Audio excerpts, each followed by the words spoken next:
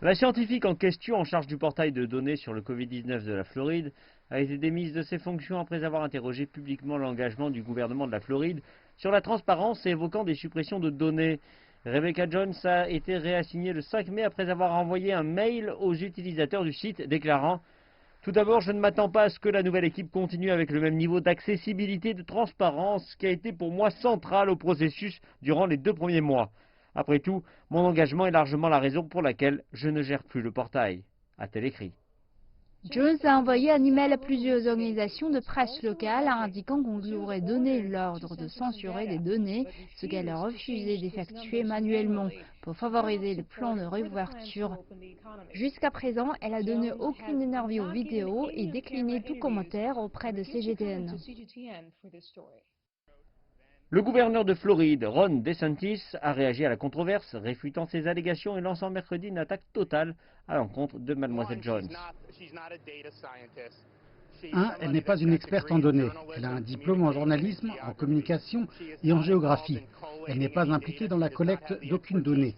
Elle n'a pas l'expertise pour cela. Elle n'est pas épidémiologiste et elle n'est pas la gestionnaire de notre portail Internet. C'est encore une fausse déclaration. Et le gouverneur d'ajouter: Allez vérifier. Elle est aussi poursuivie pour des accusations criminelles dans l'État de Floride.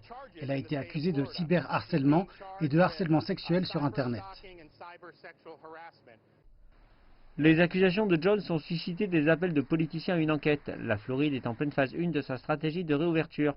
Les restaurants et les magasins de vente au détail peuvent ouvrir à 50% de leur capacité et les salles de gym peuvent aussi rouvrir.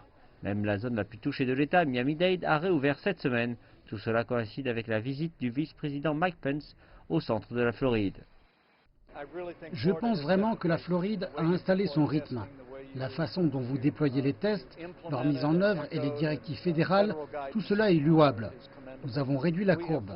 La Floride a fait un travail vraiment remarquable car les gens de Floride et votre administration ont accéléré le pas. Vous avez mis en place des directives pas uniquement pour les maisons de retraite, mais pour tous en Amérique. Le tourisme est la locomotive de l'économie de la Floride. Promouvoir la sécurité de l'État est essentiel pour amener les touristes. Et pour beaucoup d'officiels de l'État, une chute économique est encore plus dommageable à la population qu'une éventuelle seconde vague de l'épidémie de coronavirus.